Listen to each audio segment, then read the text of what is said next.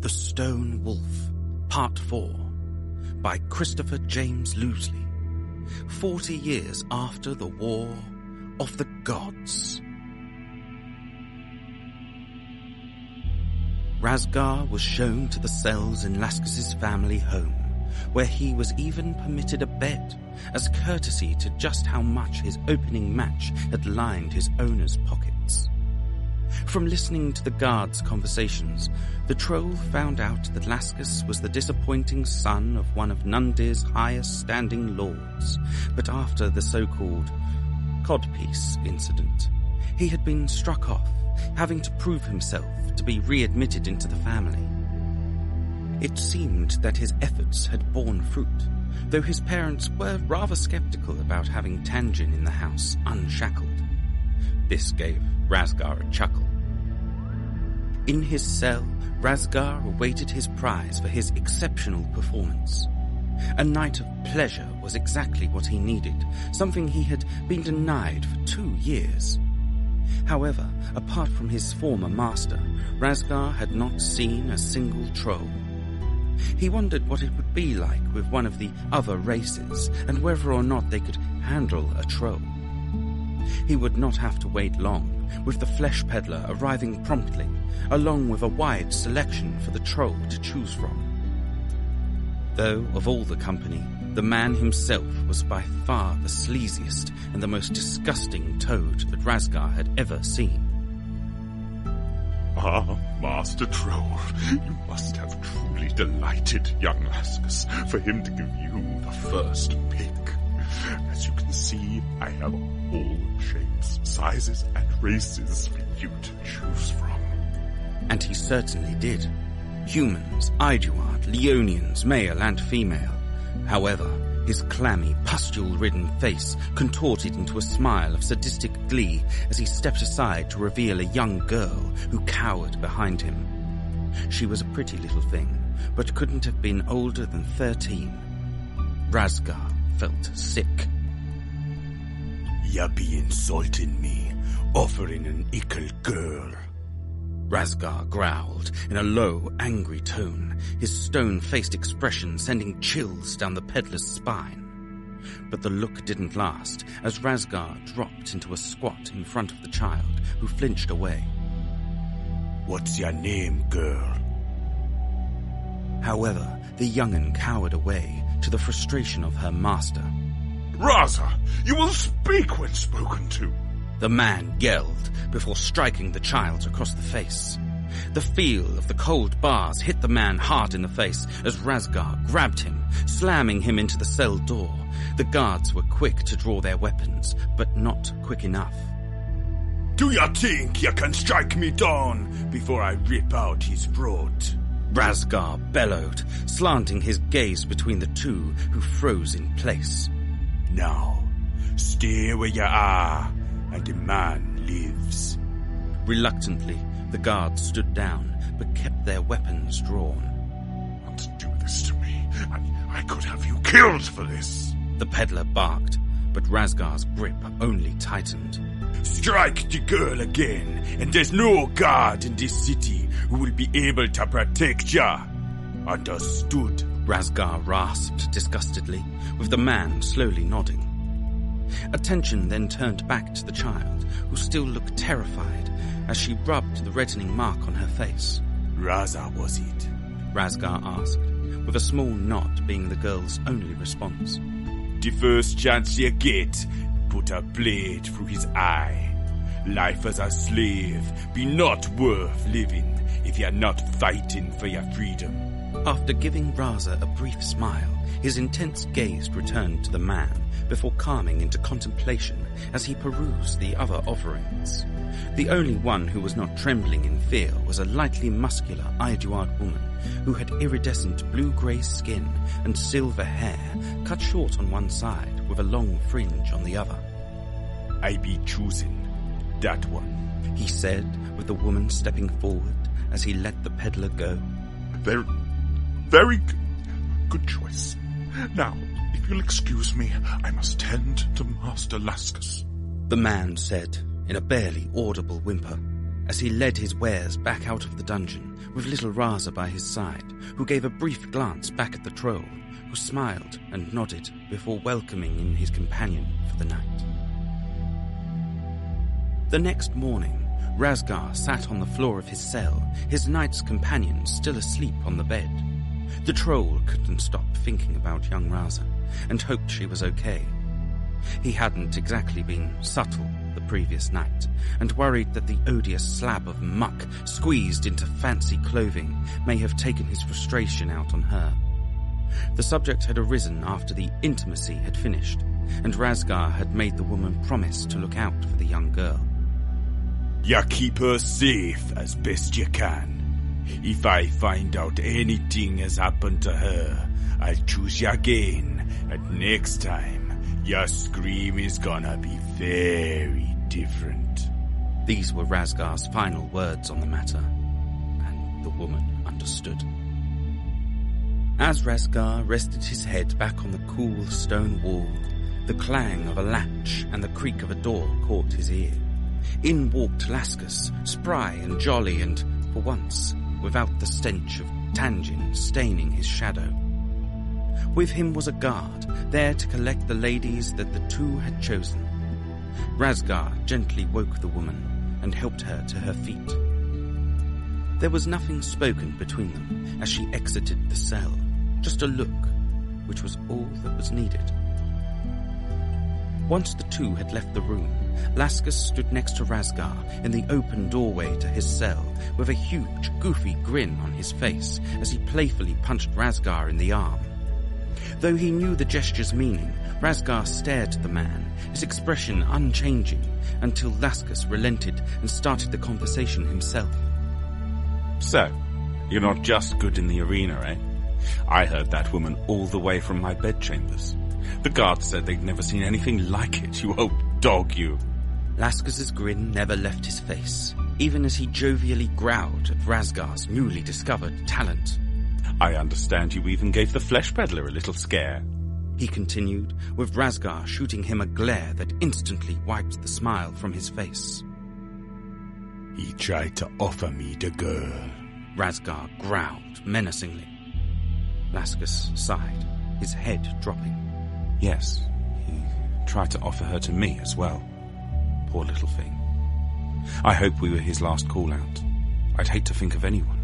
His sentence cut off, his head swimming with hopes and fears alike.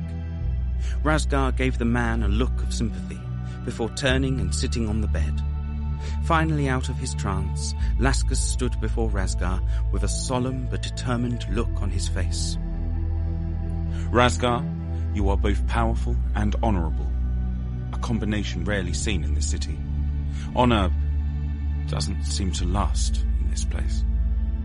A few seconds went by as Laskus tried to find the words he needed and hoped they were enough. I sincerely regret the necessity of buying you. I've never owned someone else's life before. It doesn't seem right. But when I saw you against that giant, I hope that, through you, I may be able to make a difference in this city. Money talks, and I thought that maybe, if I could gain enough wealth, well, maybe I could gain the influence needed to start straightening this city out. Laskus let out a final sigh before sitting beside Razgar, who looked at him with a wondrous confusion. Razgar had never met a slaver or lanista who was anything like Laskus, and now it was making sense. Even Laskus's guards seemed sympathetic to his cause, both standing easy with contemplative looks on their faces. There was a melancholic mood in the room, and Razgar sought to raise their spirits somewhat. Well, all we can do now is win you enough coin to make your dream real. Do you have somewhere for me to train, ready for me next match? A rare smile widened across Razgar's face as he turned to face Laskus, who shared in the moment, before jumping to his feet, gesturing for Razgar to follow. Days passed and Razgar trained. Anything Laskus had at his disposal was at the troll's fingertips. He'd even allowed Razgar to spar with his family's guards, though none could hold a candle to the stone wolf's might. Tanjin seethed from a distance, for not only had he not yet been fully recompensed for the acquisition of Razgar, but also realized that Laskus was nothing like the other slavers. He would hold true to his promise, and Razgar would one day be free. Tanjin's plan was still forming, and Razgar's upcoming match would be where it would come to fruition. A trip to the arena to arrange the match gave an extra opportunity for the old troll to scope out the fine details, to make sure it would go smoothly. However, he needed to be paid, just in case anything went wrong, so he could slip away unnoticed. Razgar was feeling strong and sure of himself as he concluded the day's training, ready for the coming evening. He faced a trained assassin on the battlefield, a killer with at least 60 kills that he knew of. He wondered if she'd even flinch at how many lives Razgar had taken over the years. But she remained an assassin, a creature of the shadows, a lurker in the dark. But there were no shadows that she could hide in, not in the arena, not where Razgar had called home for the past 2 years. The young wolf stood in the courtyard, unhampered by the chains that had bound him for so long, which he had grown so used to. This was Laskus's nature and goodwill, for Razgar was no crazed beast or rabid animal, and he reasoned that it was the least he could do. Despite still being a gladiator, Razgar no longer felt like a slave, and that gave him a sense of contentment. Over the days, Razgar had kept tabs on Raza via his nightly activities. He was assured that no one had touched her since, but due to no business, she was also not worth keeping, so she was on the market. Razgar had fought hard on the subject, and even voiced his thoughts to Laskus. One more night, Razgar. One more night, and I'll buy her myself. I'll give her a good home here, and treat her as my own daughter.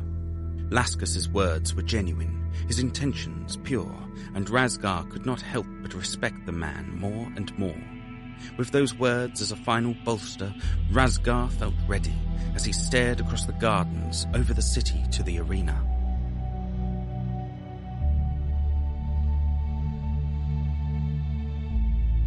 You will be last in tonight's games, Sina said, with a hint of pride in her voice.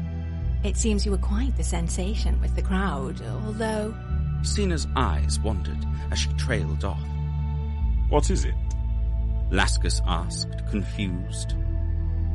Well, it seems that as popular as Razgar has become after his last performance, it seems the favor shifts towards Boone, as her blade has been infamous for most of these people's lives. Sina shifted awkwardly, as if she felt a little bit of shame in giving such news. But Laskus and Razgar turned to each other with wide grins on their faces. That's good. That means more money to be won for us, Razgar replied bluntly, stretching out one last time before the fight. Sina smiled and jokingly shook her head, directing Razgar towards the armory. Go. Get yourself a prime seat to watch from, Laskus. I can see this being a very entertaining fight, Sina said with a wink, with Laskus bowing before walking away. Good luck, Razgar. Not that you need it. Laskus called over his shoulder, laughing away to himself as he left. There was but one thing left to do. Razgar tightened the straps on his wolf-head pauldrons and straightened the pelt that adorned his head and shoulders before striding in the direction of the armory. On the way, he inquired about a change of weaponry, which Sina wholeheartedly allowed. With only a few minutes to go, Razgar looked over the weapon racks. This Voon was quick, most likely quicker than him, so he'd need something that would utilize his own speed as much as possible. He trusted the spear, which had been his go-to weapon for over 2 centuries, but he needed something different. Then, out of the corner of his eyes, just poking out from under a pile of swords, axes and maces, were a pair of gauntlets, which boasted deadly-looking knives protruding from each of the fingers. Those, Razgar said, pointing out. Sina nodded to the guard, who retrieved them for him. The troll slipped them over his hands. Perfect fit. Razgar let out a long, loud belly laugh before heading down the corridor to the arena floor.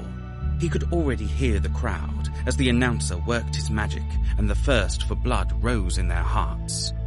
Some called his name, some called hers, but all called for carnage. As the gates raised and he stepped onto the sands, he took a deep breath, his eyes closed as he took in all around him. Opening his eyes, his gaze turned to where Laskus was sitting, but Tanjin did not sit with him. However, it was too late to think on it as he met the cocky, half-mad grin of Voon and a dagger in each hand. Over the roars of the crowd, Razgar gave Voon a nod of respect. She did not reciprocate, and the grin never left her face. Razgar got into position, ready for the charge. The announcer gave the signal and the bell tolled. The young wolf bellowed his war cry and sprinted towards the Leonian assassin. Razgar was the first to strike, his clawed gauntlet just missing her face as she dipped under his hand and dug one of her daggers into his stomach. Voon looked very pleased with herself until she realized that Razgar was also smiling. He had allowed her the first blow, and now she was anchored to him. Unable to pull the blade free in time, Voon received an elbow to the face and a slash across her shoulder, leaving her with 5 slices, almost down to the bone. Voon jumped away, abandoning her weapon and holding her wounded shoulder. There was no longer an insane glee, but dark scowl that enveloped her face. Without a second's hesitation, Razgar slid the dagger out of his flesh with his own sinister grin on his face as he took the blood-soaked blade and wiped it across his forehead like war paint before throwing it away. Voon was now a weapon short, and unlike Razgar, her wounds would not heal like his, and she certainly didn't have the fortitude to fight through more of them. She no longer had the element of surprise against this one, and needed to rely solely on speed and precision. You're looking scared, little thing. I hope you're not about to start crying on me. Razgar mocked, trying to spark a reaction that he could exploit. All he needed was the slightest misstep, and her days of killing would be over. However, Voon did not scream or charge recklessly. Instead, she calmly got back into fighting stance, ready for the troll's advance. Razgar couldn't help but smirk, feeling quite glad that she couldn't be goaded so easily. With a decent challenge in the arena and a fire in his belly, the young wolf charged at Voon, slashing at her face with one hand, whilst lunging for her stomach with the other. She jumped and dodged, dancing around Razgar's attacks effortlessly, and even landed a strike across his cheek. But with each move, Razgar was observing, learning, and after a few exchanges, feigned right, but striking left, leaving another set of slashes down her leg. Razgar was now one up, and Voon knew that she had underestimated him. However, the assassin had one final trick up her sleeve.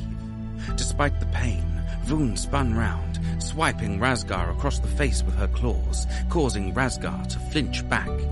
Taking advantage of the distraction, Voon leapt several feet into the air and landed on Razgar's shoulders and plunging her remaining dagger into the troll's neck.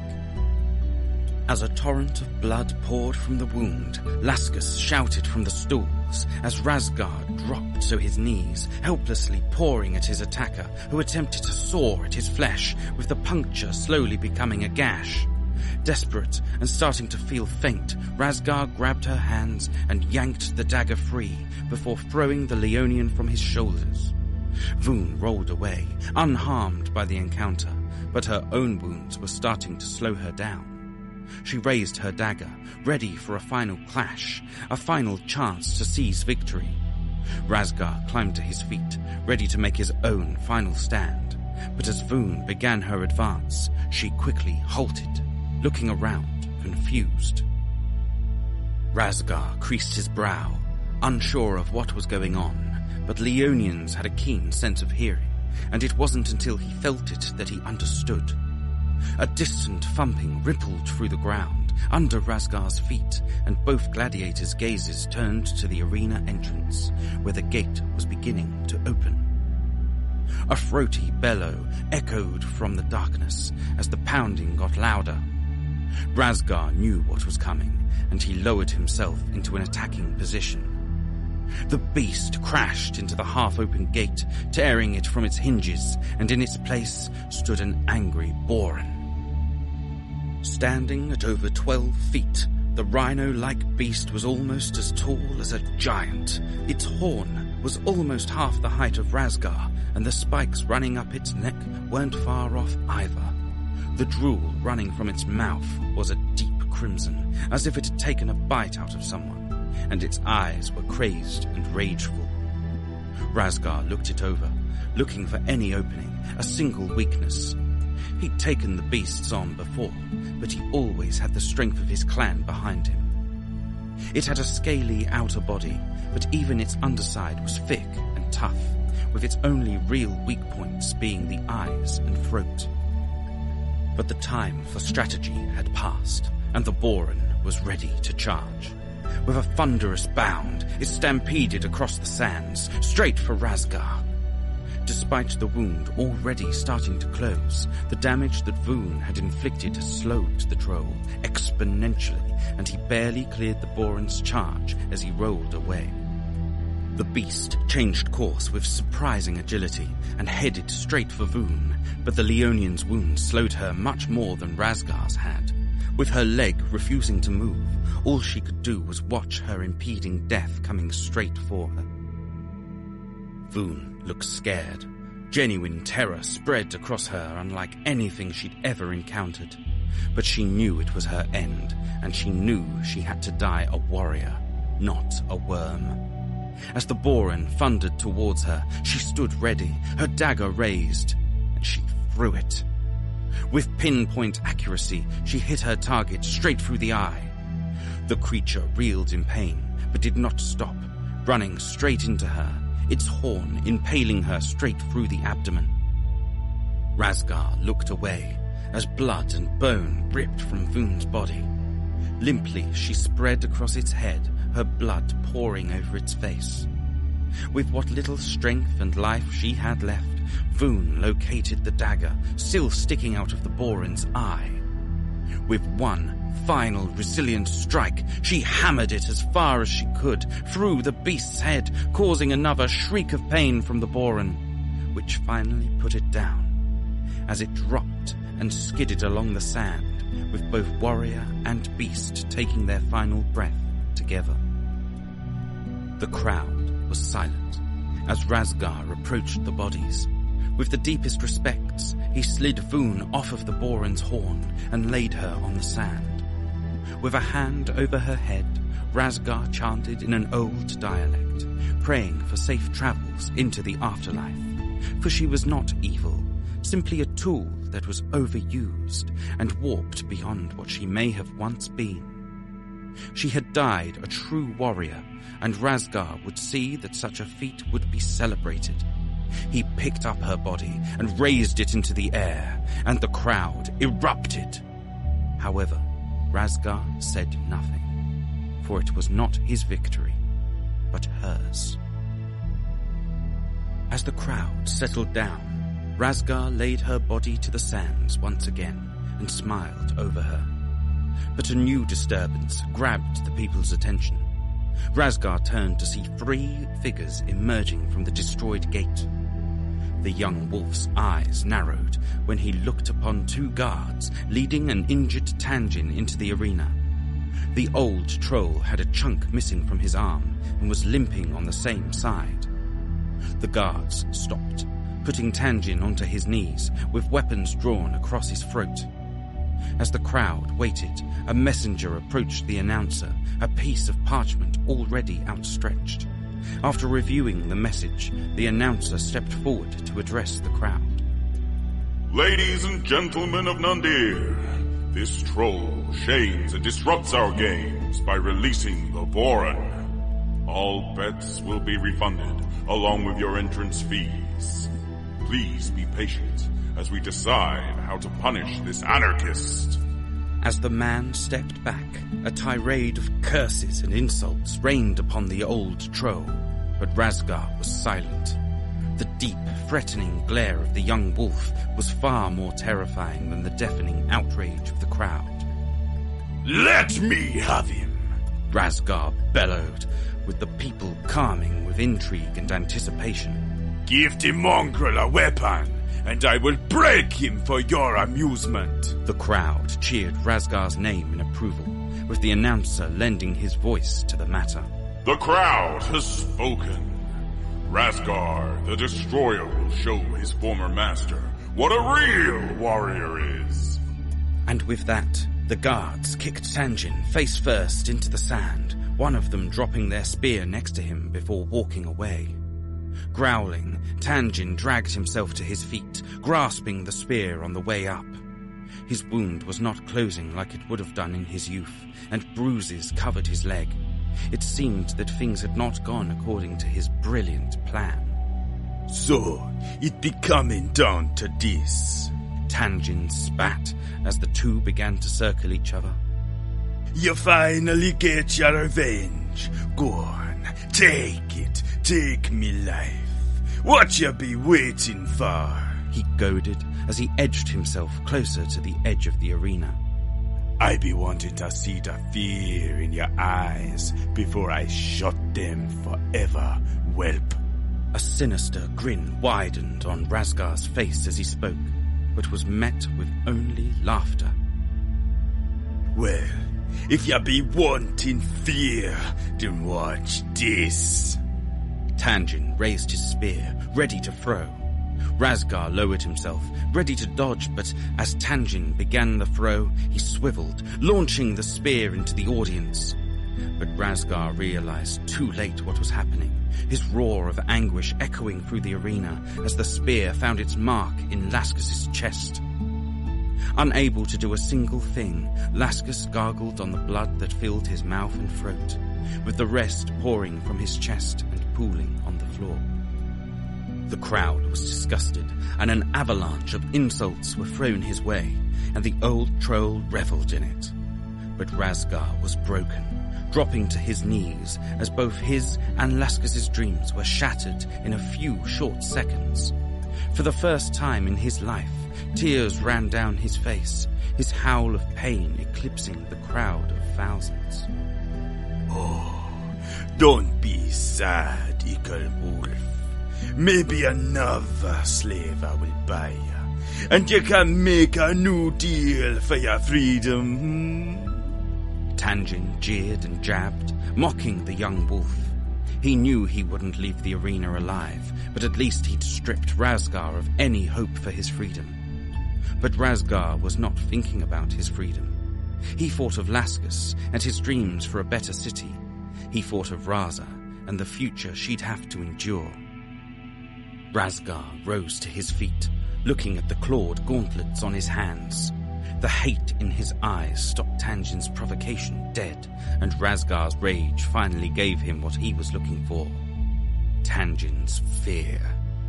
He rushed the old troll, and he became a whirlwind of destruction. Razgar swiped Tanjin's arm, then his leg, then his stomach, his shoulder, back and sides. The cuts ran deep as Razgar carved notches into Tanjin's bones.